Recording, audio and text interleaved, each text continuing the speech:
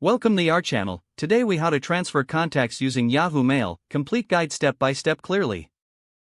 Open your web browser and go to the Yahoo Mail website. Log into your Yahoo Mail account using your email address and password. Once logged in, look for the contacts icon on the right side of the screen.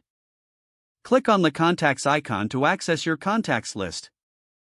In the contacts section, locate the More option, usually found at the top of the contacts list. Click on More, then select Export from the drop-down menu.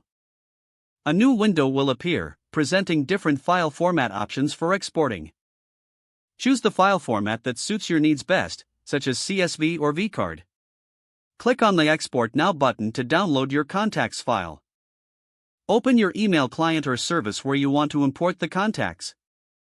Find the import feature within that service, often found under Settings or Contact Options. Select the file you downloaded from Yahoo Mail. Follow the prompts to complete the import process. Ensure your contacts are correctly displayed in your new email client or service. If needed, check for any duplicate entries and clean up your contacts list.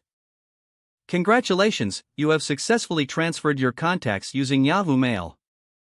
If the page does not load, refresh the browser or try again in a private or incognito window.